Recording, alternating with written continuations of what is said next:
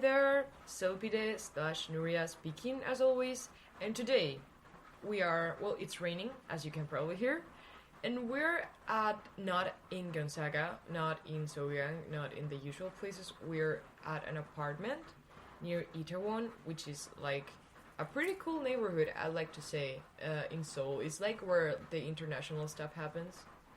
That was put in a very weird way, but it actually means like most foreigners live or do their lives near Itaewon. It's a pretty nice area. And, well, we've tried to define home for a while now, and in every definition so far, memories have had a big role. For example, you start calling a place your home once you have enough memories attached to it. When you feel like home, independently of it being related or not to a physical thing, it's because you are living a situation so wholesome or so thrilling or so comfortable that you will remember it forever.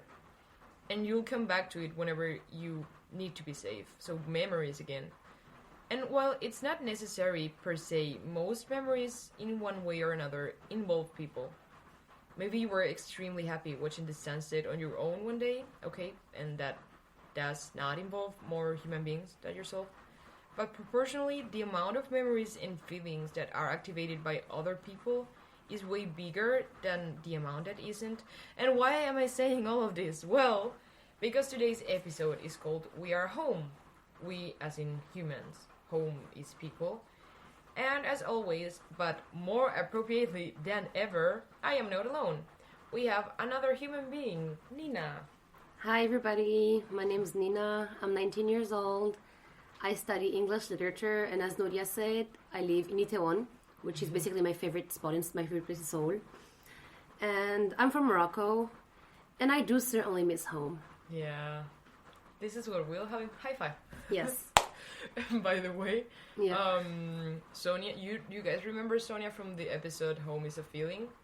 Well, hi there. She's here. She's here. We're chilling. She's probably not gonna participate, but just so you guys know, she's present. I'm just here sipping some tea. She's literally doing that. Yes, she is. But yeah, I interrupted you. You were saying that you miss home. Yes, I do.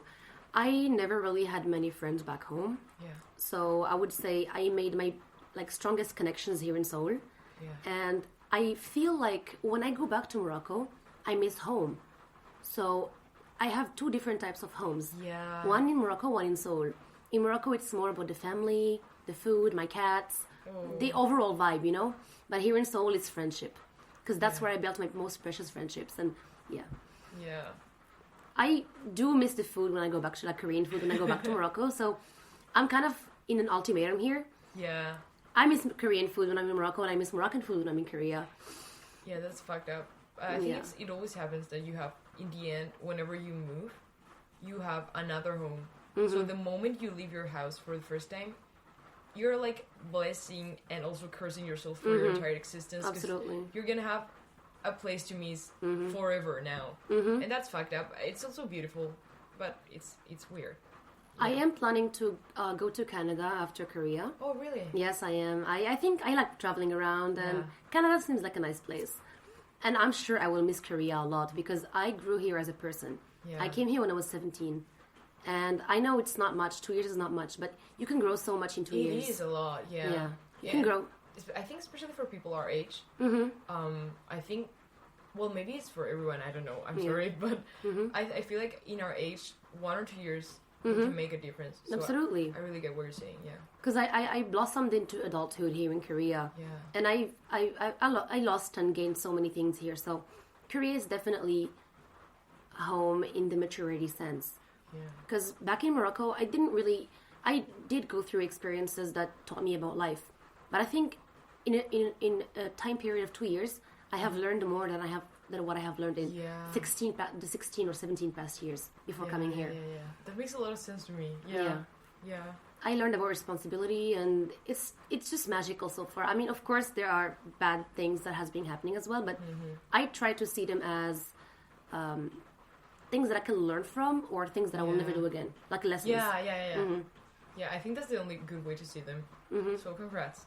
Thank I think you. That's the only good way to do. Oh yes. To take all the stuff that happens, because it's like homesickness, like moving far from the place that is considered your home. It's a journey, it's physically a journey, of course, but I feel like it's emotionally, it's so draining that you have to learn a lot from it. Like, either you learn or you don't survive. Absolutely. So, particularly in the case of people and missing people, I think, as I said, that people play a huge role in homesickness. Absolutely. And I do think that home is partly people, even though I'm a big fan of the home is a feeling one.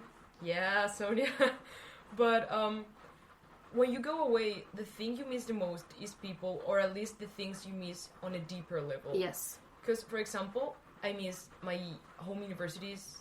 Back in Spain, it has like a big grass field, and after school we normally maybe have lunch there, and it's sunny, and it feels like time doesn't pass when we're there. So that's really nice, and I miss laying in the sun with my friends after class. That sounds nice. But there you have it. Do I miss the grass, or do I miss being with my friends there? It's the people, I think. Or, for example, I have 2 very close friends that live together, and they live like 20 minutes away from me, Sebas and Marsu, and I'm constantly like the couch of their house. Yeah. I really miss that couch. Yeah. Like, normally we would watch music videos like for hours. Like, we would let YouTube randomly select them. So it was a magical experience. You never know what's coming. So do you miss the couch itself? Like, how comfortable it was? Or do you miss what you used to do with them on the couch? Yeah, exactly. Yeah. That's what, I don't know. I mean, I think it's obviously like the second thing. But what I was trying, like, when I thought of this, I was like, okay, the first thing that comes to my mind when I think I miss stuff is the stuff itself. Like, I miss that couch, I miss the grass, I miss my uni, I miss whatever. But then when I start to think about it, there's always people that are attached to that certain thing that I'm missing. And so that's why I think that maybe I miss those stuff, but I wouldn't actually want any of it for a long time if they weren't also there, you know? So, I don't know. I think that Sonia's doing stupid stuff. Yes. I've been trying not to laugh. She literally, I don't know if you guys know like Brooklyn Nine-Nine, but she just wrote a note on her phone that said, "What you used to do with them on the couch is the title of your sex tape." I've been trying not to laugh. But shout out to all the Brooklyn Nine-Nine stands out there. Rosa Diaz. Yeah, we love her. We love everyone, honestly.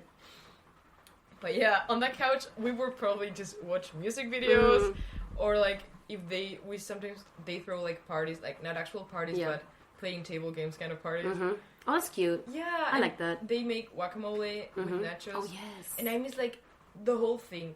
But then I realized if I could have the thing, but they wouldn't be in it, would it be the same? I think I wouldn't want it. I wouldn't even watch the couch. Yeah, of course. So, I don't know. Because I think us as humans, the things that influences us the most are humans. Yeah. For example, when we say, oh, if you like an inanimate object, you might like it for the aesthetics, for smell maybe, or... Yeah. But let's say you like a certain park. Okay. You like being there. Yeah. If... I don't really know how to put this into words, but you like going to a certain park, and the first time you went there, you were with your best friends. Yeah. Your best friend, and you had a deep conversation there. Yeah. The park will always be remembered as the first place I've had this deep conversation with my friends. I'm saying this because when I first came to Seoul and I met Sonia, we went to the Han River Park. Oh. And it was at night, on Christmas Eve. Oh. And that's when we had like one of the deepest conversations. And the park now is marked by that conversation. Yeah. And I've been, when Sonia was not here for the past year, I went there alone. And it was very nostalgic, but it didn't feel the same. Yeah. It didn't feel the same. And I tell myself, I don't think I would be feeling this nostalgic if I just came here on my own. It feels nostalgic because we shared something there with another human being, not on my own. Yeah. I think that experiences, like, they shape the feelings. Like, when you have a feeling, a concrete feeling in one place or with one person or whatever, then that's shaped forever. Like, and that's why I think people shape things the most, because as I said, maybe you can go on your own to that park. Maybe you can watch like an amazing sunset. I always put the sunset example because I think sunsets are amazing. Oh, they are. But like, maybe you go on your own and you really like the place or whatever, but I really think it's impossible to forge like such a deep bond with a place if you're not with someone, or if you don't build like a very concrete memory on that. Like for example, there's this Oriole. You know Oriole? Yeah, of course. Yeah, I mentioned this fucking place on Oriole every is single amazing. episode. It's beautiful. It's just like a cafe. I will explain it again. I'm sorry, but it's like a cafe on the top of one of Seoul has like a lot of hills, so Yes. it's on the top of one of them, and you can see the whole city. And it was Sonia who brought me to that place on the first time. Sonia brought me there too. Yeah, for the like, first time. you always go on your dates there. Okay, girl. Oh my god! And you know who showed her that place? Yeah. It's a Tinder date. Yeah, I know. She told me.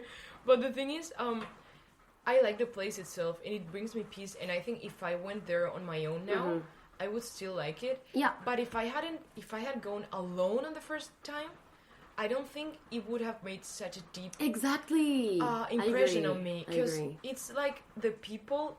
I don't know why. I mean, it makes sense because it's the same species, but I really don't know why people have that much power over other people. Absolutely. For example, in our generation, we love Instagram, we love Snapchat. Yeah. So if you go to one of these places on your own, you take pictures and you post them. You want other human beings to see it. You want to share it so that it has more meaning. Yeah. For example, I personally wouldn't feel the same if I go to Oriole without my phone.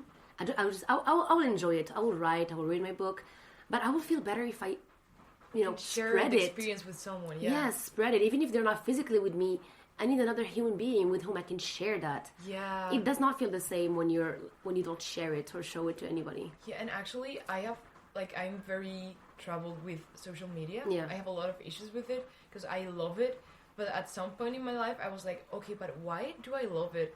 Why do I feel the need to share stuff? And then one of my best friends, she told me, like, because I like writing too, she was like, you're a storyteller. Yeah. You need to share your things. And then it hit me, because until that point, every time that I uploaded something to any kind of social media, I was like, am I doing this for the attention? Which is something valid, but still, It is, yeah. am I doing it because I want attention? But from that moment, I shifted that idea to the one you said. Like, as humans, we really do... We feast on sharing stuff with other humans. Yes. We need to do that for a living, I think. And so social media brings up the chance to actually share everything at any moment given. And maybe you don't want to share anything, but the possibility of doing it, I think I think you put it into words perfectly. I don't know why I'm trying to explain it again. I just agree with you. No, it's perfect. It's perfect. It's just, of course, it might affect you if you overshare on social media, but again, it depends on your personality. If you're the kind of person who feels nice with, exposing your entire life, go for it. Yeah. If you like to share some special, intimate moments on Instagram, go for it. But I feel like we do need, as young, like, you're Generation Z as well. Yeah. As Gen Zs and some millennials, we have this need of showing people what we do. Yeah. Especially if it's pretty. Like, now we all have, like, feeds on Instagram, brown feed, black theme, colorful theme. It's, we just want to... We want to connect with people, I think. And it's just as a valid way of connecting with them. Because, like, the world is changing so fast, you cannot be physically with the ones you want to be all the time. Absolutely. And so we need to find connections anyway. I think I don't know. I think it's beautiful. I truly think that social media is a form of self-expression if used properly. Yeah. Oh, we're shifting. Huh? We're shifting a little bit, huh? Yeah, but it's okay because it's actually related to people being home true. And important. Because, like, for example, the first thing you notice when you go away is that you miss the ones that you love. Oh, yes. And so we didn't shift that much because, like, having social media helps you not feel that bad about it. But then you start to get used to the new place you're in. Like, I don't know, at some point, it didn't cost me that much to get used to Seoul, but still it took a little bit of time. Of course. And I actually noticed it. I noticed both things because of the people I met. Because I never felt completely adjusted. I didn't dare like to call Korea my home. Yeah. I kind of think I can do it now. But I thought it was a nice place from the beginning, and I was having an amazing time. Like, I didn't feel like a big hit of, like, culture shock. Yeah, culture shock of, like, I didn't feel like I didn't belong that much. But I also didn't feel like completely adjusted. Like, something was off balance. Until I actually made friends that I felt like a true connection with. because on the first few weeks, I was enjoying every single moment of this. I had already met people that I really liked, but I didn't feel that connection with them. You know, I don't know how to explain the connection TM. The connection TM. I like this. I like this. I don't know how to properly explain it, but that's what you feel when you're with someone and you're just comfortable. Like it feels like home to be with those kind of people, even if you're not. Even if you do not know them that well, you can feel that you click, you know? To be honest, I was very lucky to meet Sonia on my very first day in Korea. I think she told you how we met. Yeah, on the elevator? Exactly, we were on our way to Explain it. Sure. It was my first day after my first night in Korea. I went to the dorms because, yes, I lived in the dorms and it was awful. And I was on my way to the student orientation. And then I found Sonia in the elevator and I asked her what the orientation was. And then she said, I don't know, but let's go together. And on that same day, Sonia, on that same day at night, we had to go to a party. Yeah. And it was awful. So we just like sat in the stairs outside and had a really, really long conversation. Yeah. And we just clicked. And immediately we started making plans. Like we started including each other in our plans, like touristy plans. It was just very spontaneous. And I didn't really feel like I didn't belong because I met her on the first day. But when she left Korea, it's like a reverse feeling. Instead of feeling like you don't belong and then feeling like you belong, I felt like I belonged, but then I felt like I didn't belong. When she left, everything was really confusing because I didn't have that person, that friend that I love so much with me. I didn't have that person that I can hold hands with. I do have other friends, but Sonia is like my soulmate, so it has been hard without her. I eventually got used to it, of course, but it didn't feel like home as much as it did the first year. Yeah. Now that she's back, I feel like home again. Oh, but that's so nice. Are you hearing that, Sonia? I am. I'm coming with Jelly and crying. She's soft. Oh, Jelly is Nina's cat. He's a demon king, and we love and support him. He's my little king. He's royalty. But that's so nice. Like, having someone... I truly, like, when... Okay, I'm not making any sense, but... You are. When I was planning to do this podcast, I discussed, like, with my friends and with my parents and with everyone what home meant for them. Yeah. So I thought about what it meant for me. And even though, like, my friends back in Spain, they call me Hada de los Amigos, which is, like, friendship fairy. Because I'm extremely annoying about friendship. Oh, that's cute. Like, it's the most important for me in my life, but even though I think that, and, like, people know that I'm that way... I didn't think that home is people.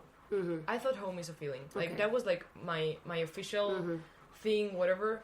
But ever since I got here, and ever since all this adjusting started, I am actually starting to feel like home actually is people. Yeah. It's a little bit of everything.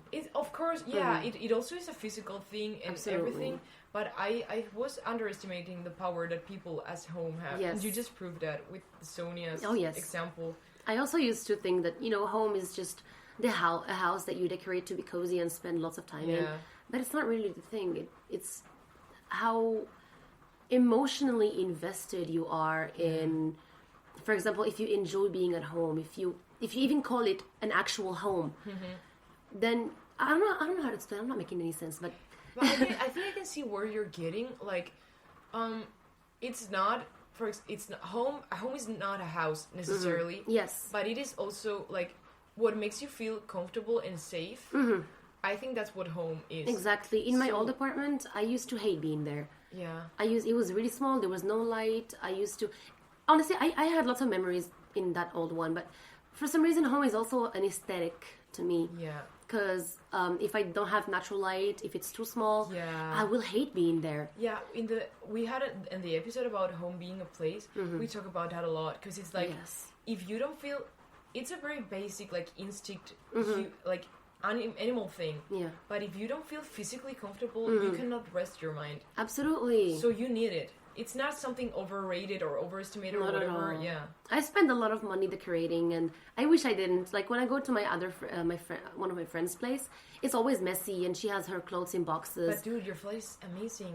Yes, I tried my best to make it like a home. It does feel like I didn't tell you before because we were eating. She cooked brunch for us. It was amazing. Yes, I'm happy you guys liked it. But on a aesthetic physical place way, I haven't found many places like this in Korea. I actually think I haven't found any of them. Yeah. Because like my dorm... Thank you. my room in my dorm kind of feels like home because I actually spent a lot of time decorating. Yeah.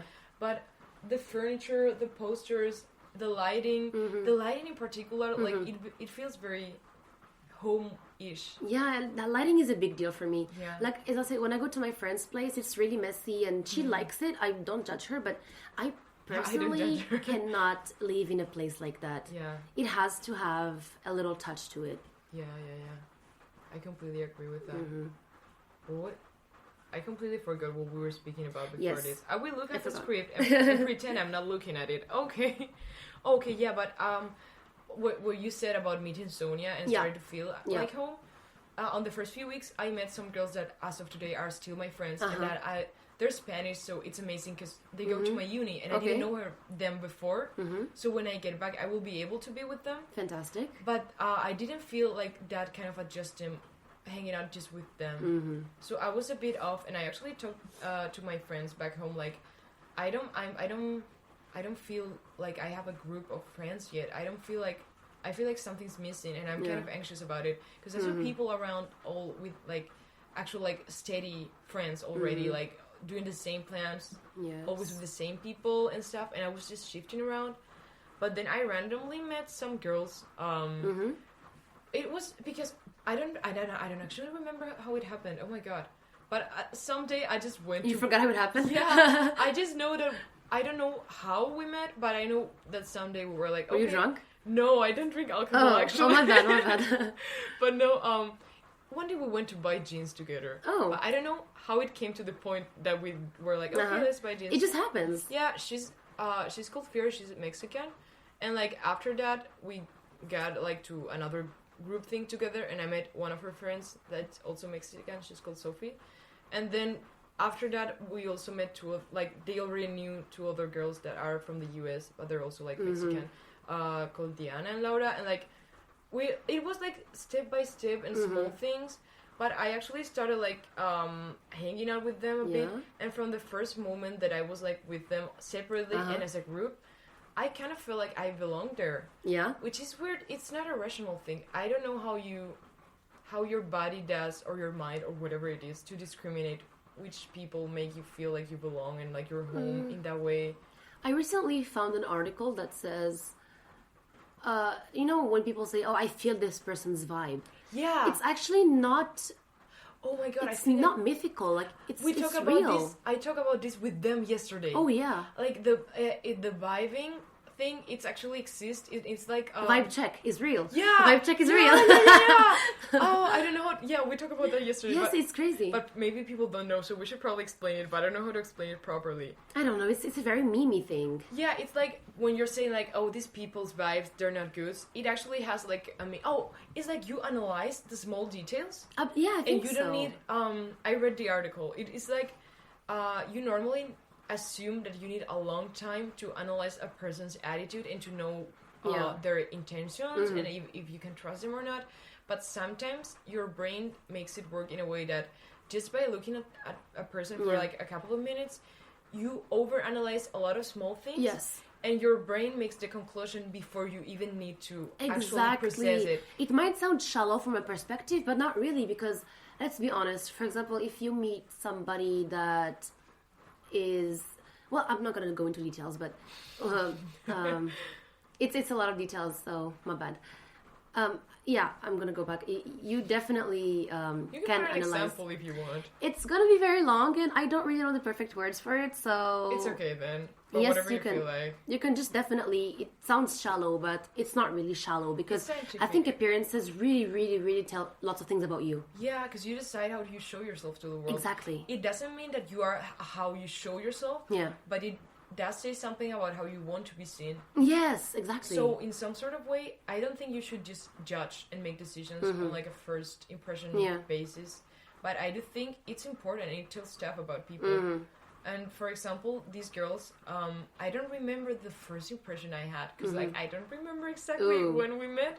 But the thing is, from the very first few times that we had like non-substantial conversations and we just whatever, I just feel like very calm. Like I have anxiety and I'm very anxious, like even in normal situations. I'm constantly overanalyzing everything that's happening around. But when I'm with them, I lower my guard. Oh yeah. And that doesn't even happen with all of my friends back in Spain. In Spain it only happens with like 3 or 4 of them. Okay. And here it happens with all the 4 of them. So it's I'm very happy about it actually. And I don't want to get like very cheesy, but I don't know. You can get cheesy. It's okay.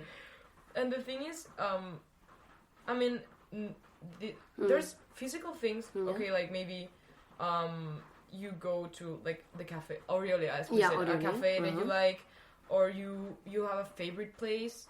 You know the bus, like the stops that you have to take. I'm talking about things that when you get them, you know you can call a place home. You know, small things. They tell you that you're home, and that's okay. But I think that could be just a routine. That knowing all those small things doesn't necessarily mean that you feel like home. Oh yeah. Because for example, I randomly discovered here that I don't feel like home when I'm in Madrid. Which I didn't realize when I was there. Damn. So when I get back, it's gonna be funny. But the thing is, I thought it was home because I had like a routine, you know. I knew where I had to take the train to go to like the perfect spot to sit. It's like a comfort zone. Yeah, I had gotten used to it, and I thought that being used to it made it feel like home. But it just that you're used to it. You go like on automatic mode. Yeah. It doesn't necessarily mean that you feel like home. There's things there that make me feel like home, but the whole thing doesn't. And as the theme of this episode keeps suggesting, I think people make a difference. Absolutely. Yeah. I'm going to say something random. It's not that random because it's related. But for example, if I go to an Airbnb in a very nice city in Korea by the beach, for example, and it's really well decorated, and I go with someone that matters in my life, I think it would take me like a matter of minutes to feel like home in that place because of how it looks, where it is, and with who I am. Yeah. I don't think time matters to make a place your home. Exactly. Yeah. Yeah, that's completely true. That is one thing that we didn't talk about. Like, there's not an episode dedicated to like home is time. Yeah. But I think that's a very good point that you made. I didn't think of it until now. Yeah, I think you don't need like years or months to make a place your home. It can happen in a matter of seconds. Yeah. As long as you're with the right people and it looks the way you want to and in the place that you like. And also, like I mentioned, a beautiful city by the beach, it's Sokcho. Oh, I know Sokcho. Sokcho, and my first time going to Sokcho was with Sonia. Oh. And we had beautiful memories there. So whenever I go to Sokcho, I feel extremely nostalgic. Yeah. And again, it's influenced by people. It is. Yeah. And ever since I started, like, I made the script, every time I had to make a script for an episode, I'm like, fuck, I don't know what to say. We've been talking about home for like 3 months. I don't know what to say anymore. But there's endless things that can help me feel home. And this in particular, I haven't stopped thinking about it ever since I wrote it. Like, dude, people really do shape things. They do. And you don't notice that it is always people behind things. Like, in my case here, for example, like the dorms where I'm living, as on a physical way, they are not like the most suited to make me feel like home. Yes. Because it's like very school-like. Very, you know, it's a dorm, The kind of like the lighting and the materials of the things and everything. It's just more like of a camp, like a summer camp. Yeah, okay. Thingy. I don't know. I just thought it would take me some time to like actually feel comfortable there. But then, with these girls that I told you, like, it's a very typical. They don't do here. People, they eat very fast. Okay. Oh, they do. They eat really fast. And I have discovered that other countries from Europe and stuff, they also eat kind of faster. Because I don't know. French people eat fast. Yeah, that's also true. Sorry if there's any French people listening. I don't mean to. It's not a stereotype. I'm just, from my experience. Yeah, but this is also, I don't know if it's a stereotype about all Spanish-speaking people. Like, not just people from Spain, but from other, like, Latin American slow stuff. Eaters. We're slow eaters, and we enjoy to spend a long time after lunch on the table. Yes, we have that in Morocco as well. Yeah, I thought... We hang out, like, an hour or two after lunch. Yeah, we have a word for that, sobremesa. Sobremesa. Which is like, sobre means up. Yeah. Or after. And mesa is table. Okay, so it's mesa. staying at the table for a long time. Sonia's leaving. Oh, I have to go to the hairdresser. Bye bye, people. Bye bye, we love you. She's gonna get a good hair color. She already has a nice one. Yes, she does. Bye bye. Send us pictures. Please do. We're gonna keep talking shit about you. Yes, Okay, thank we you. are. Is that okay? As long as it's not bad. Well, we said shit. But the thing is, as I said, my friends are mostly like from Mexico and the US, but we like Mexican like origins. Yeah. So the thing is, on the first few weeks, I maybe didn't have lunch with like, I mean not lunch, dinner. I shifted the people I had dinner with. Okay. So we just had like maybe one day with one group and then another day with other people and stuff like that. But when I started hanging out with these girls, we normally go around like the same time every day to dinner. We go down to the cafeteria, which is in the basement, and maybe dinner starts at 5:30, and at 8 we're like, oh, maybe we should go. Maybe we should go back to our rooms and like do shit. Sobremesa. Yeah, and the thing is, out of all the places and things that made me feel like home in Korea, I realized that is the one that feels like home the most. And I don't even have sobremesa that much in Spain, because like when you're in uni and you have like different schedules and stuff, I mostly eat on my own alone all of the time. And it's not like that, and I realized maybe I missed that. Like while being here, getting the chance to do it, I realized I missed that in Spain. And because like we just sit there and we eat, and like we eat in 20 minutes. Yes, but you keep hanging out. We keep like 2 hours or something. We just stay there and like... I love that. We talk about meaningless stuff, but we also talk about like sometimes it gets deep, and sometimes we just do dumb stuff. And I feel like how people portray high school, but I never got to feel that because high school wasn't that good for me. I think it wasn't that cool for you either. Oh, no, no. So what they do in the movies of like people just hanging in their tables and laughing and being like a bit carefree. I don't know. I never get that at all in uni. Me neither. In high school, and I wasn't getting it in uni in Spain. And here I'm very sad because it is 1 month left, and I'm gonna be back.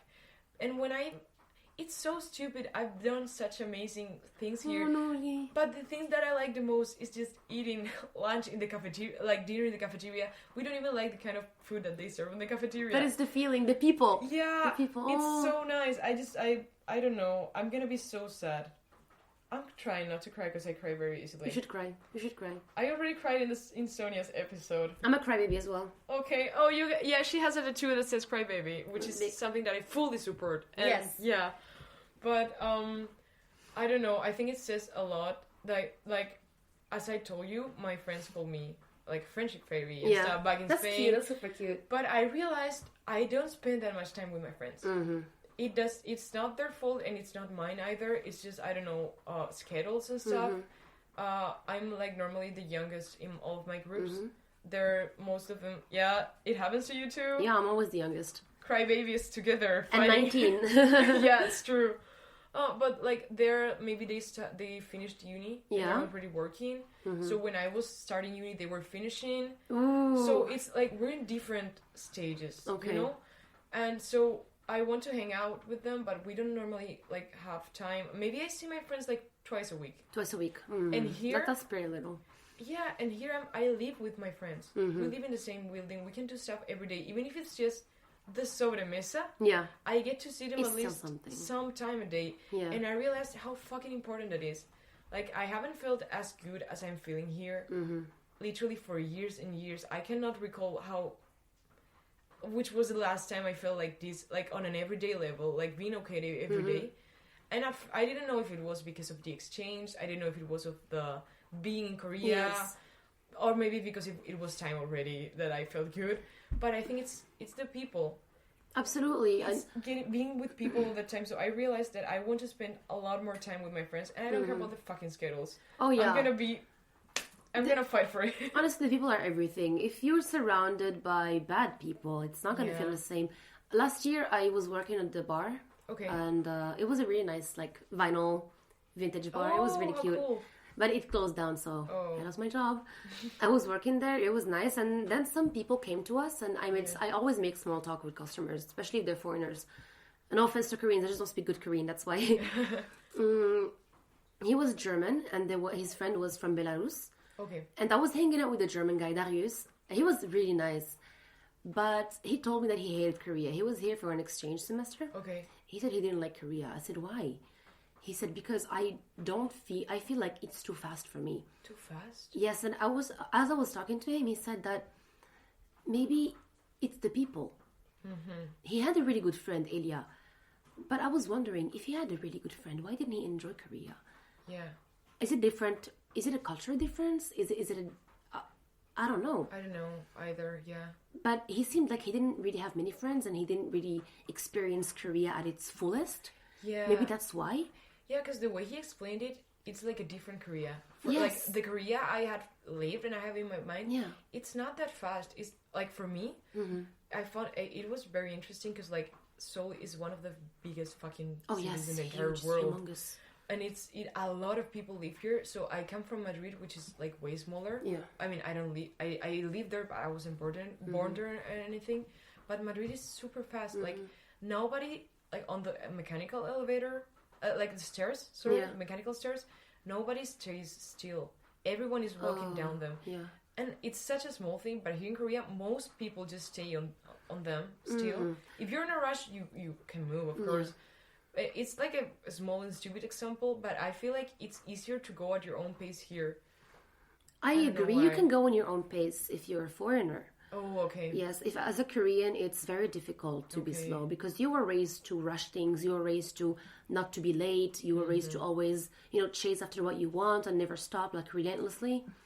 It's different. But yeah, about Darius, I think he just didn't really have the right people with him. Yeah.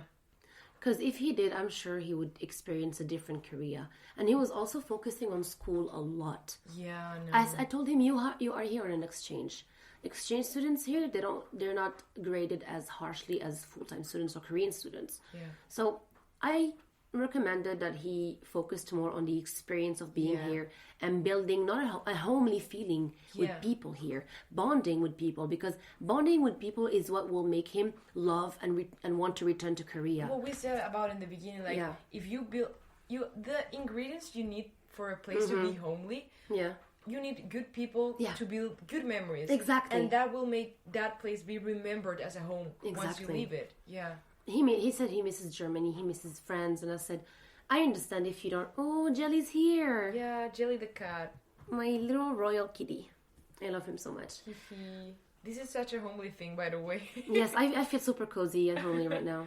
Oh, he's trying to get on the table. If you hear... I hope he doesn't play with the mic. I wouldn't mind, though.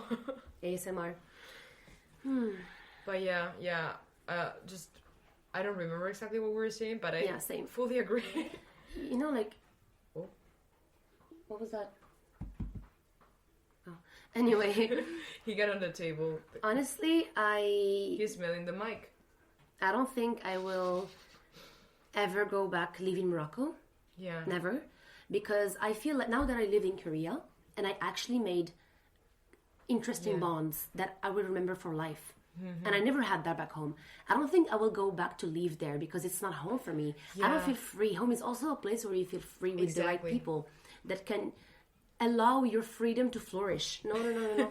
He's gonna eat the recorder. Wait. Okay. Yeah. And I think when I go, I'm pretty positive that if I go to Canada, I will meet new people. Yeah. I will. I'm a very anxious person. I'm an introvert, but I believe that I will make home in Canada as well. And sorry, Jelly's being a little curious here. I think wherever I go, I will be able to make myself a home. Yeah. Except in Morocco, which is pretty sad. But I feel what you say, actually, because like on the first few weeks here, I was anxious. I've always wanted to go far away from Spain. Oh yeah, me too. But not because I have anything against Spain, and I do have some things in Spain that I miss a lot and I want to have. But for some reason, it just didn't feel like I was meant to stay there. Yeah. Right? I don't know why. But then I came here and I was actually a bit anxious about it on the first few weeks. I was like, I don't know if it's worth it. Like, I don't know if I want to go that far. Because I study audiovisual communication, which is like film. Ooh. So I always thought that I should do a master's in the US. Yeah. Because it's like the place for movies and stuff. Go for it. Yeah, but then I thought while I was here that I don't know if I want to go through that. Because it's been too hard. But then I stopped that feeling as soon as I made these friends that I told you about. And then you kind of feel hopeful that you will do it again. That's exactly what happened. Yes. Yeah. It was like, I was like, maybe I was just lucky enough in Spain to find people that I click with, but it doesn't necessarily need to happen here. Exactly. And so it will maybe not happen if I move to the US. So do I really want to do that? And I started having all those kind of thoughts. But then I made these friends and I was like, hey, if I could make it happen here, I can make it happen anywhere. Exactly. There's good people anywhere in the world. I completely agree with this. Yeah. So I feel like it's interesting because home is people and you make your home in some sort of way. The only thing that I dare call home from Morocco is my family. Yeah. Besides my family, I don't feel like anything is home there. Yeah. But home is in both people. Yeah. Home is my family and home is my friends here. What are you doing, Jelly? Stop. He's gonna try to jump in again, I'm pretty sure about it. Yes, he's very curious what's going on. Yeah, but the thing is, either it being family or friends, like the ones that you meet that are back in Morocco, and in my case back in Spain, when the moment of like going back to the place that you're supposed to call home comes, you get to see the people you've been missing, which I guess it's fine because you missed them for a while. Yeah. But now you have a new home here, like a new human shaped home. Exactly. You know more people, and once you get back, you will miss them. Yes, that happened a lot. Yeah, you miss like your new friends that are not new anymore or whatever. Honestly, in Morocco, I did miss my home. Like this, I miss my apartment when I was home this summer. And I wouldn't say I was not enjoying it there, but when I come here, I miss it. When I go there, I miss here. Yeah, that's the thing. That's the thing. A friend of mine, the one that I told you that has a couch. Yeah, the couch one. I asked him like to define what home meant for him on the first episode, and another friend of mine from uni, and they both said that you can have more than one home, which is not something that I thought of until they told it to me. It's valid, but it's weird because I didn't move on countries until now, but I did move. Like I was born in a city, then I moved to another one, and then I moved to Madrid. So I moved 3 times. So I had like friends and places and memories scattered all around Spain. And the thing is, I can understand that idea of I have now different homes. Yeah. And the moment you leave, can definitely have that. And didn't you feel like a break, like the first time you had to leave your home? Like I think that's a moment where it's fucked up forever, also in a good way, because until then I just had one home, and I thought that was what home is. Like you have your house, you have your friends, you have your family. Yeah, I thought like that too. I said I'm leaving home and I don't know if I'm gonna build it again. Yeah, and then turns out it doesn't change from one place to another. It just like expands. Exactly. And I think that's pretty cool, but also it like is cool. I think it is both like a doom and a blessing. I don't know. I think Korea is definitely going to be a home for me. No matter where I go, if I come back to Korea, I'm still going to feel like home. Yeah. Even if the people that I love are not with me when I come back someday, it's because of them that I feel like home. Yeah. You build the memories, you're with them. And That's I wanted beautiful. to say something. Sometimes it's going to sound odd, but sometimes even bad memories can also shape home somehow. No, it right? completely. That's true. Yes. Yeah. Like, for example, I've had 2 winters in Korea, and this is about to be my 3rd winter. For the past 2 winters, I've had bad experiences. I love winter, but for the past 2 winters, I've had I was in relationships that didn't end well. Okay. And whenever winter, like now the winter's coming, there's a certain smell of winter, the cold. I'm like, oh, why do I feel so oddly nostalgic? Yeah. I've had the past 2 winters were pretty shitty for me. Yeah. But I still feel nostalgic because these 2 experiences, despite them being bad, they shaped me in who I am. That's they true. shaped the feeling of home in a way. I don't really know how to explain. But you're making a lot of sense. I think you're making a lot of sense. Yeah. Right? Yes, because like, whatever happens to you, like, bad things or good things, they don't necessarily need to become good or bad memories. Like, good things do not necessarily need to become good memories. Yes. Nor bad things, bad memories. Absolutely. They shape you. And the way you absorb that shape, that's what determines how you remember it. Yes. So, yeah, for example, I don't know, there's stuff that is good, but then right now when I think about it, it makes me so nostalgic that I feel bad about it. I understand that feeling. Yeah, for example, a couple of years ago, my friends gave me like a surprise birthday party, and it was very, very beautiful because like 2 of them didn't even live in Madrid and they went to Madrid just because, not just because of that, they had other things to do there, but it was very beautiful. And I was going like through a hard time. I was like, nobody cares about me mood, even though I knew they did care about me, but I don't know, it was just so beautiful. But the thing is, it was such a good thing that after that, every time my birthday has come, I've been like, okay, it's not gonna be like that anymore. Like, it happened once, and it's never gonna happen again. You know what I mean? I exactly know what you mean. See, like, it's I don't think it's nostalgia. It is nostalgia, right? It's kind of. I think it is, but it's not exactly nostalgia. Yeah. It's just like it was something good. I don't know what it is. Is it like, for example, it was really good and you kind of want it to happen again, but you also don't. If it happens again, it might lose its... Yeah. Is it like that? Is that what you mean? It's kind of like that, but it's more like it happened once and I don't think it will ever happen again. So I'm sad that I had such a good moment at such a young age. Because I'm like, it's like, I was smiling, my heart face, like my mouth, it hurt so much from smiling because I smiled nonstop for like 3 hours. I couldn't believe that was happening to me. Yeah. And so I'm like, every time my birthday comes around, I'm like, I'm not gonna get that again. I don't think I'm gonna have something on my birthday like this ever again. And that is what makes me sad. Which is stupid, because like I should be happy that I even get the chance to get it.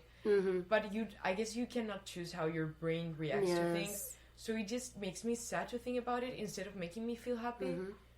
I don't know. It's weird. It's weird. It is weird, but it's not. It's validly weird, if that makes sense. Yeah, I get it. See, like sometimes some things happen in our lives and they are meant to be like deep memories. Yeah. But they might not be meant to be repeated again. Yeah, that makes a lot of sense. It's like a photo album and you save the picture and you keep looking at it. You either feel like, oh man, I wish this could happen again. Or, oh my god, this was such a good experience. I'm never going to forget it. Yeah, and it also, I think these kind of things, they lose their power if they're repeated. Exactly, yes. Like, for example, I learned this in economy classes actually. Oh, in I like hate high economy. school. I hate it completely too. But they taught me one thing, and it's this one. Okay. Like, it's the cause of your birth? No. It's like, for example, when you have to paint your house, okay, it gives you satisfaction to have like the oh, you're catching now the wire. Jelly? Oh, Jelly should stop. No, I'm gonna stop him. It's okay. But for example, you paint your house, okay, and it's a new color, and you can smell the fresh paint. It's nice. If you do it like once every 10 years, it will be like a very important day. Oh yes, okay, that's a perfect analogy, metaphor. Yeah, and then if you do it one every 5 years, it's still gonna be nice. It's not gonna be such a big thing. It's not gonna be as exciting. Oh, be careful. Did it break? No, it didn't break, but there's coffee everywhere. Okay, so the floor is gonna not fall asleep tonight. No. we can clean that. It's okay.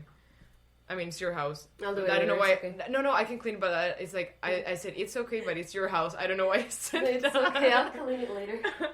But the thing is, if you did it once a month, nobody would even care about it. Yes, exactly. Because it would be like something that happens. A routine. It would be normalized. Yeah, you would go in automatic mode with it too. It won't be special. So yeah, I think you have to like push yourself to think that way. You know, it's just like with birthdays, they happen once a year, so it's disappointing if they're not like super whatever. So I think that's why in that case in particular, I still feel sad about it. But I think you have to tell yourself to feel like that. I mean, like that as in it happened once and it's okay, because that's what made it special and valuable. See, when I told you earlier that the other day I told you I want to have a big party on my birthday. Yeah. See, one of the reasons why I just told you that I don't want it anymore is because I go party like often.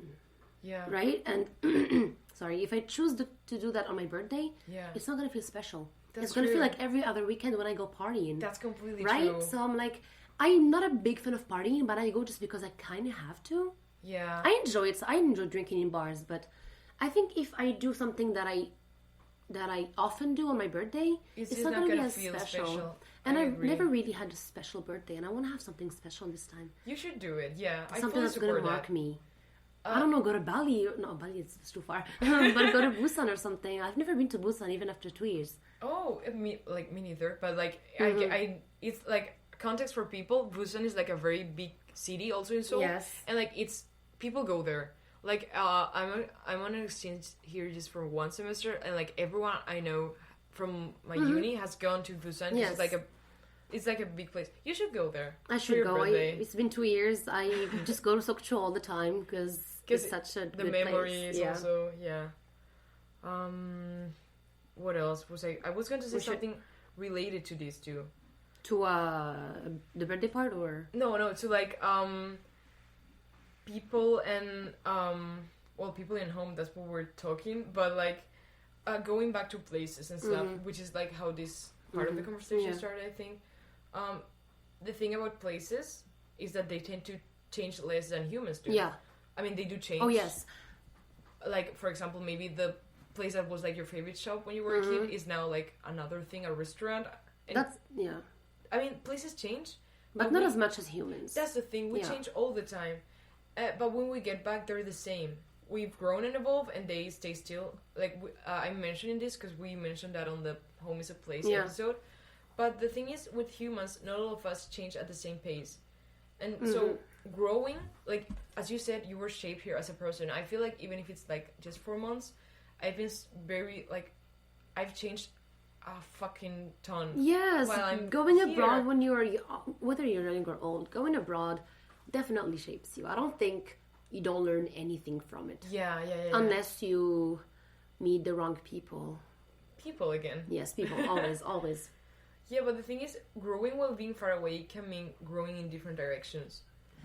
Yes. So that's it happens. Like, this applies both to the people you knew before coming here and have left behind, and also to the people that you will grow apart once you're not here anymore. You know. And so I think that is also something related to people and homesickness. The fact that even though with social media and stuff we can keep in contact,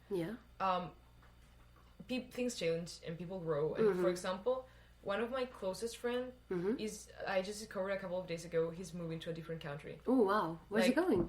Switzerland. Oh yeah, and like I'm extremely excited about him, and it's gonna be super cool, and I think it's gonna be such an amazing experience for him. Switzerland is beautiful. Yeah, but at the same time, it's like, okay, I left Spain thinking I'm gonna miss these things, but when I get back, it's nice that I'm gonna have them again. It's good to miss a place so much because it means you have stuff that you don't want to leave behind, and that's. Oh, what was that? I think it's Jelly playing with the door. Okay, I hope it's Jelly, not someone.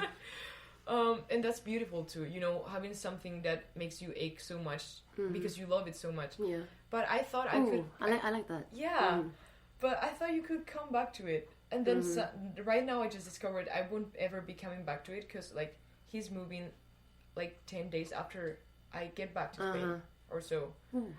So it's That's like, I mean, I had a very, like, a rough day when I discovered this, even though I was extremely excited about it because I think it's going to be amazing for him. But then I talked about it with another friend. She's so smart. She's a psychologist, but she's she's like the wisest person I've known.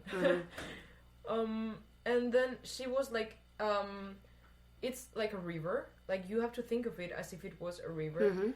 You just reincorporate to the current. Like, things are going to keep flowing the same way with or without you. Ooh. So when you flow with them, you will also find new things. Which means... Oh, that's interesting. I like this. Yeah, it's really cool because it is true that if you're in the water, like, the current may make some things drift away. Like my friend moving now. But then another one of my closest friends, she just moved to Madrid. She normally lives in another city. And it's gonna be just for like a semester. Okay, that's not bad. But then this other friend, like, we're friends in common, she was like, imagine that she finds a job after that and she stays in Madrid.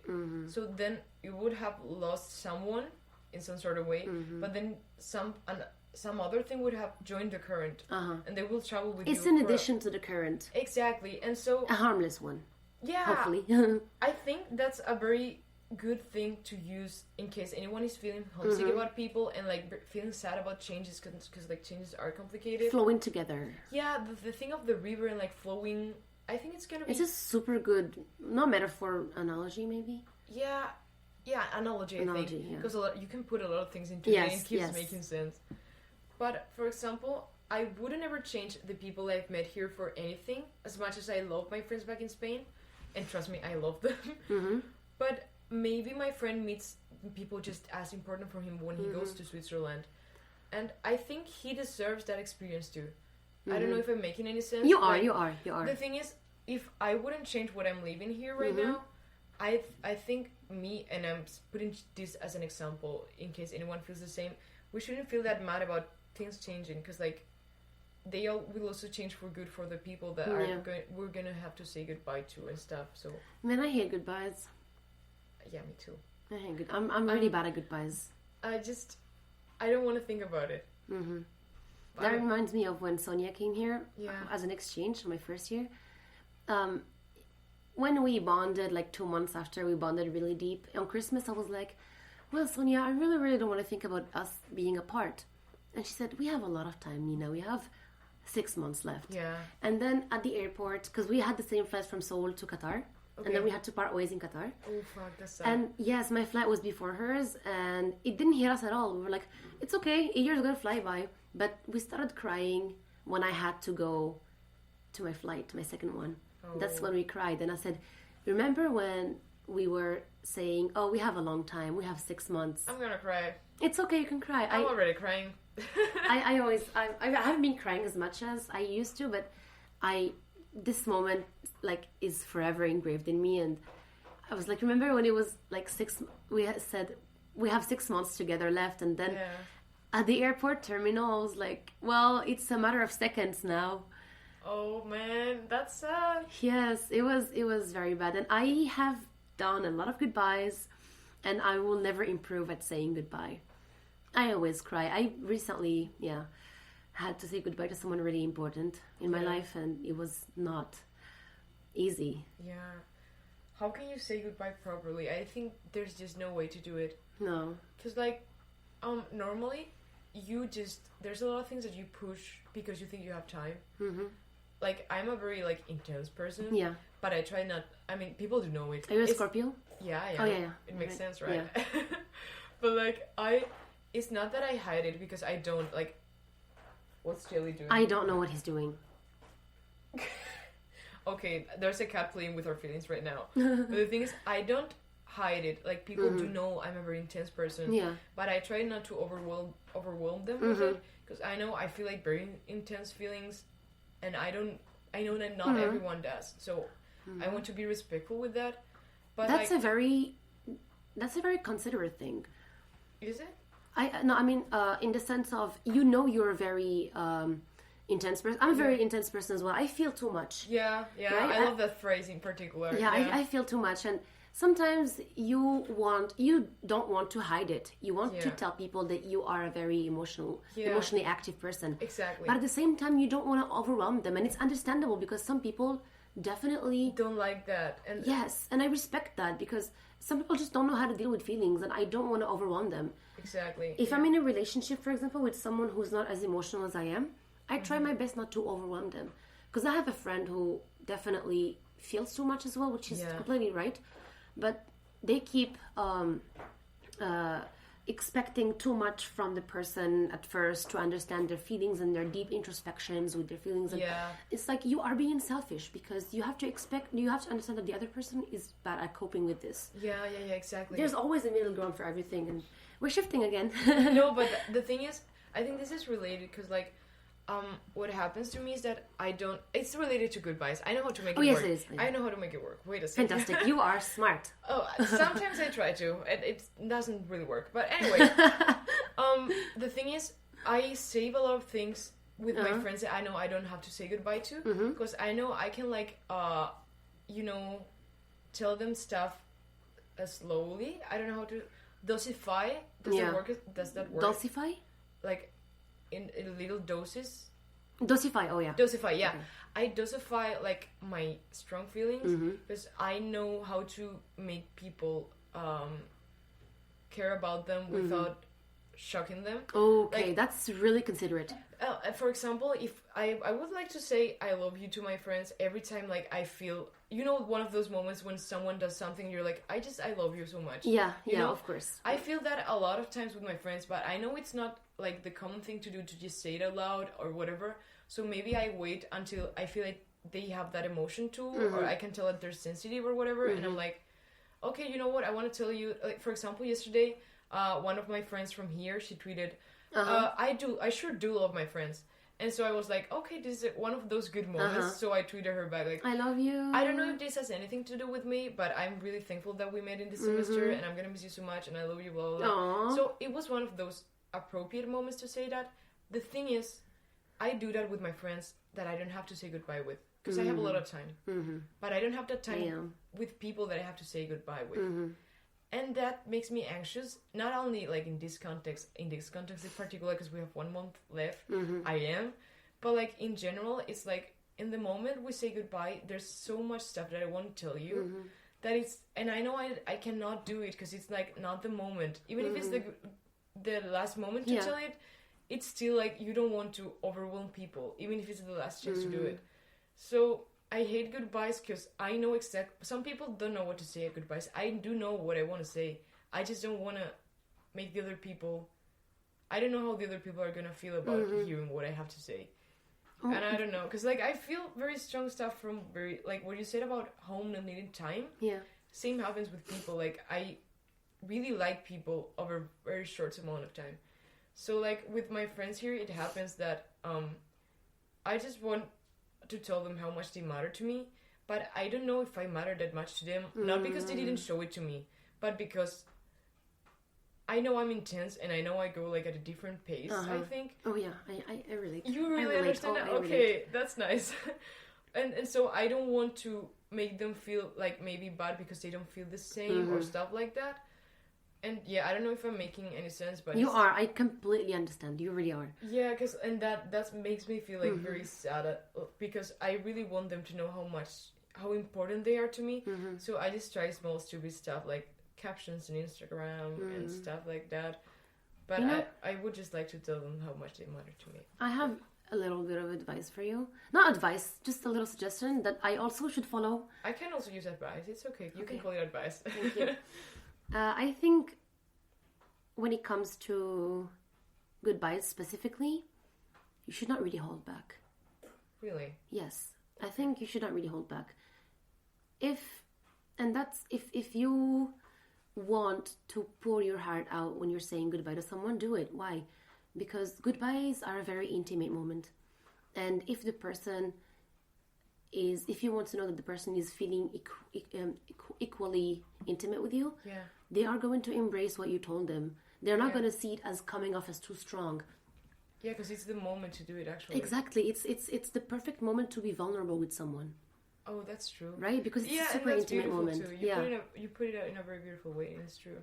And there's something that I always say to people that matter to me when I say goodbye. I never say, see you someday. I always say, see you soon. Yeah. Because that just suits my heart. Yeah. When I say see you soon, sometimes words can really impact how we feel. Yeah, they always... I think it's very important to choose the right cry. words. See you soon. Yeah. See you soon is always holds hope, you know? Yeah. See you soon is a phrase that holds hope. But when I said goodbye to Sonia I'm going to come back to the airport terminal part again. Please do. It's always going to be a see you soon. Yeah. And you know the part when you said you think that the person might not reciprocate with your feelings? I've had that happen before. I was saying goodbye to a person that matters a lot, matters and still matters a lot to my life right now. I said, X, I will not say see you someday. I will say see you soon because I want to see you soon and I know I'll see you soon. And they didn't really understand. They said, oh, and they hugged me. And I could feel that they were not really reciprocating. But at that point, I was like, I don't care. You said what you meant. Yes, I'm vulnerable, and I mean it with all my entire heart. And it's a super intimate moment. I do not regret saying that. Because I genuinely feel like I wanted to see that person again soon.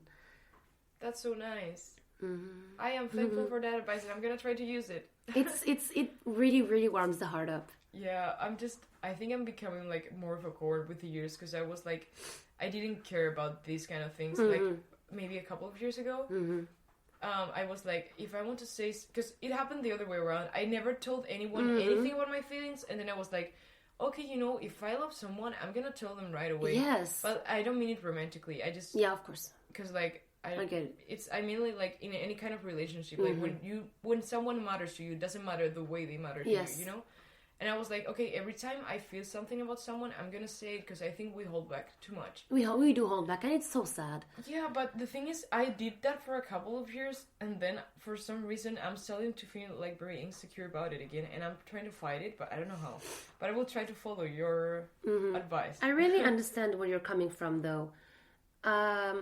Sometimes, I will say if someone is romantically involved with someone and they don't stop saying I like you or I love you, and the other person doesn't say it as much, I understand that the person who says I love you a lot might feel a little exhausted from saying it too much without getting anything in return. Yeah. So as much as you shouldn't hold back, you should also save some emotional safety and comfort for yourself, because you don't want to feel exhausted from saying it too much and never getting anything in return. That makes a lot of sense. Right?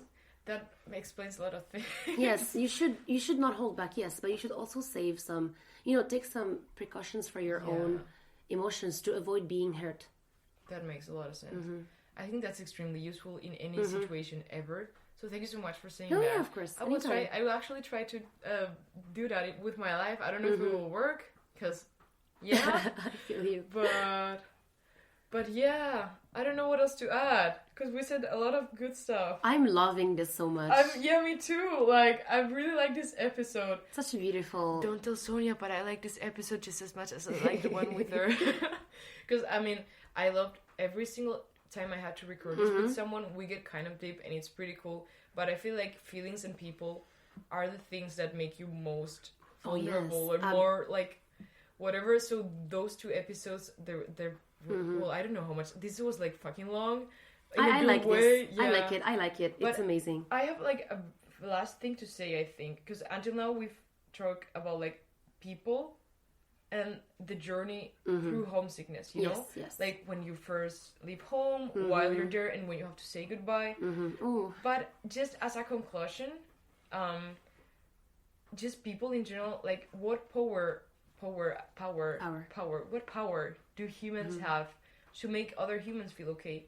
Because all of this has been because of that. Like, it can be resumed to people making other people feel okay. Yeah. And that's why you want other people. It's so incredible how one person can make you improve so much. Yes, exactly. It's really underrated until we talk about it like this. Yes. Isn't it crazy how a single person that's a human being just like you have so much power in impacting your mood? Exactly. And your life in general. And the thing, what you just said, the fact that we don't talk about it when it literally is what moves the world. People say love moves the world, and it's true, but that is ultimately based on like human relationships of any kind. Yeah. That's what, we don't talk about it at all. And it's so important. And like, for example, like I've had a very bad few last years, like not even few, like I've had very bad like years. But it's okay. Wait, it's just like the only moments I feel like truly alive were moments that I shared with the people I loved the most, and I thought that this power was on them, not on me. You know what you said before about wearing off because you give too much to people. Yes. Oh yes. Okay, so I was always saying like thank you and sorry. Yes. Oh, okay, I get it. Because it was like, I'm so thankful that you're here, and I'm so sorry that I'm not like giving you back what I think you deserve because you're helping me so much. That kind of thing. For example, it's completely valid to feel like that. It is valid, but I think at some point you have to realize you have to stop feeling like that, and that's the point where I am now. It's valid, but you also shouldn't overly exhaust yourself by doing it, because you do deserve that. Yeah, and that's what I didn't even realize that I was thinking that I didn't deserve it, because I always saw myself like a very objective person that I didn't think I was insecure. Turns out I'm a fucking insecure. Oh, who would have thought? Look at us. Look at not me. But anyway, I went to this festival every summer with my friends. It's like movies and books. Like, it's not a music festival. It's just like people present their books and stuff. That sounds amazing. It's amazing. It was literally my favorite moment every year. But it started losing its power because I was giving it too much. You know? I thought it held a power that it actually didn't have. That's so good. That's such a good thought, because some things are too good that you don't want to stop doing them. Exactly. But with already doing them, they lose their value. Yeah, and like I was so obsessed with it, and the years were bad, as I mentioned, so I was just waiting for this time of the year to happen. Like, okay, I need some good weeks just to recharge, and then I can get back to doing the rest of it. But then the last few years, it was worse and worse, and I not only I did not enjoy it, I was extremely anxious the whole time. Yeah. And so I thought from the beginning that the thing that was helping me in this festival was my friends. Like, it was thanks to them that I was feeling better. But no, I mean, okay, I'm gonna connect it with another thing. Sure. Last week, one of my friends that I told you about, Sophie, like from here, Okay. I mean, she always is talking about Lani and Love. They're bands, like they're artists. They make music. Okay. And so I really like take into consideration my friends' suggestions on music, because for some reason I always like what they have to tell me. I think I unconsciously make friends with good music taste. That's good. That also applies to you, because you have a very cool music taste. Thank you. But anyway, I started listening to these two people's songs, because she told me you have to, and they have one called "I Like Me Better." Okay, Love is the one that made it, because I mentioned two groups, and it says, "I like me better when I'm with you." Oh, it's a famous song. Yeah, I like me better when I'm with you. Okay, I didn't know it because I don't know shit about like the music the youngsters. I've heard it a lot.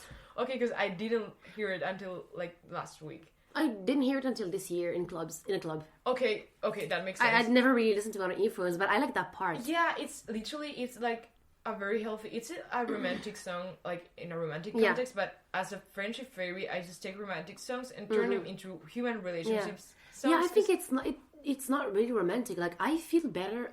I like myself better when I'm with my mom, for example. Yeah, exactly. Then I realized the power I was giving to other people, it was actually with me the whole time. Like, it's good to notice how your friends help you and how other people help you, but ultimately it is yourself. So I enjoyed being with my friends in this festival, and like on those few moments in the year I did feel alive, because I liked me better. I liked who I was when I was with them. Aww. Like, I like the person. When I'm on my own, I don't really rely on myself. I don't trust my opinions, because I know it's sometimes dizzy what I think about myself and stuff. But when I'm with other people, I know it's not that good to care about what other people think, but I trust my friends enough to care about what they have to say about me. Yeah. So when I'm with them, I like me better because they say things about me, and whether they're good or bad, I feel like more sure of myself as a person. That's very wholesome. I'm crying again. It's okay. It's Nuri, okay. cry, Nuri. But the thing Crying is is healthy. This song, it blew my mind just because of that, because I realized it is true that I like people. It may be selfish, but I like people because I like me better when I'm with those people. You know, I totally get what you're saying, but in another sense, because I am as much as I hate to say it, I am an emotionally dependent person. Yeah. I always tell myself, no, I'm enough. I don't need other people's help. Yeah. I mean, I am self-sufficient. I can do my own things, but if I have a friend that I'm super close with, or if I have a partner that I'm also friends with, I feel like when I'm by myself, when I'm alone, I'm like, yeah, only my opinions matter in this thing, because I am the only one here. Yeah. But if with Sonia, for example, and with other friends, I always have to ask them. Same. Or otherwise, I'd be lost. Like, honestly, their opinion impacts me so much, and it even influences the trajectory of my decisions so much. Yes. Sometimes it completely changes the trajectory of my decision. I'm sometimes scared of how fast I can change my decisions. Yes! Depending on what my friends and my close people... Because I feel like, dude, don't you have like an actual solid opinion? Is it that you don't really care about it? Even if it's small things, it completely changes everything. Yes! I don't know why. I agree. High five again. Yes. Yeah, we started with a high five too. Fuck yeah. But in general, I mean, I think it's good in general. I think it's very beautiful that being with... You shape your... Okay, you are yourself, but you don't know... You actually... Yourself is like a concept that doesn't exist. Yeah. You shape it depending on the things you like, the inspirations you have, and the people you go with. Yes. So I really like to think that as you personally choose who you hang out with and who your friends are, you're creating a version of yourself that is completely different. Oh, yes. Depending on who you choose to be with. And I like me better with the people that I have, like, with my friends right now.